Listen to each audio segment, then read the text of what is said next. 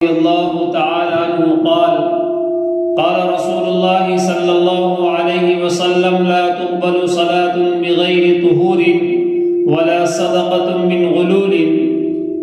حضرت ابن عمر رضی اللہ تعالی عنہ سے روایت ہے کہ رسول اللہ صلی اللہ علیہ وسلم نے ارشاد فرمایا، کوئی نماز بغیر طہارت کے قبول نہیں کی جاتی اور کوئی صدقہ اس مال سے قبول نہیں ہوتا جو مال غنیمت سے چرایا گیا ہو۔ اس حدیث میں اللہ کے رسول صلی اللہ تعالی علیہ وسلم نے دو باتیں بیان فرمائی۔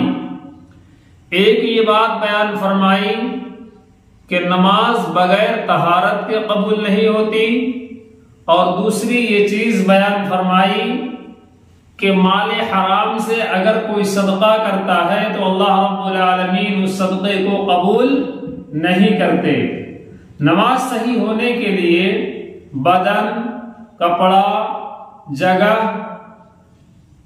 ان تمام چیزوں کا پاک ہونا ضروری ہے۔ اب بدن کے پاک ہونے سے کیا مراد ہے؟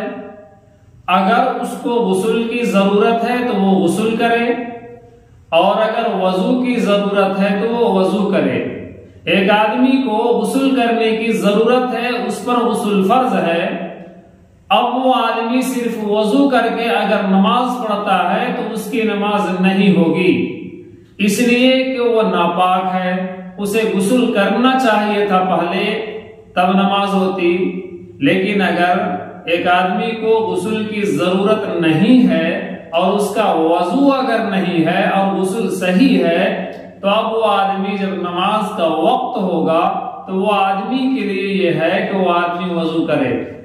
وضو کے فرائض آپ تمام لوگ جانتے ہیں کہ وضو میں 4 چیزیں فرض قرار دی گئی ہیں۔ نمبر 1 چہرہ کا دھونا، نمبر 2 دونوں ہاتھوں کا دھونا، نمبر 3 چوتھائی سر کا مسح کرنا، اور نمبر 4 دونوں پاؤں کو ٹخنوں سمیت دھونا۔ جب وضو بنا لیے تو وضو بنانے کے بعد وضو ٹوٹ بھی جاتی ہے، جن کو نواقض وضو کہا جاتا ہے۔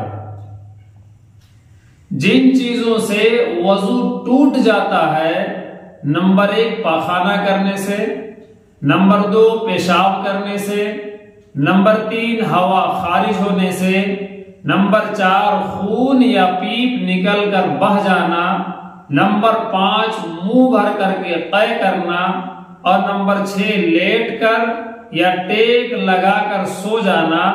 ایسا سو جانا کہ اگر ٹیک جس میں لگایا ہوا ہے آدمی، اگر اس ٹیک کو ہٹا دیا جائے تو وہ آدمی گر پڑے۔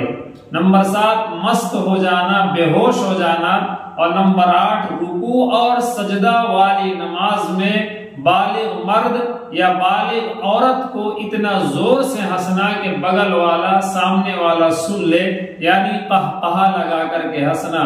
اور نمبر 9 میں ہے مباشرت فاحشہ، یعنی مرد اور عورت کا شرمگاہ کے بغیر کسی حائل کے مل جانے سے ان چیزوں سے وضو ٹوٹ جاتی ہے۔ تو ہمیں یہ بھی یاد رکھنے کی ضرورت ہے کہ جب ہم نے وضو بنایا تو وضو میں 4 چیزیں فرض ہیں، اور وضو بنانے کے بعد ان 9 چیزوں میں سے کوئی ایک بھی چیز اگر واقع ہو گیا وضو بنانے والے کے ساتھ، تب اس آدمی کا وضو ٹوٹ گیا، پھر سے اسے وضو کرنے کی ضرورت ہے۔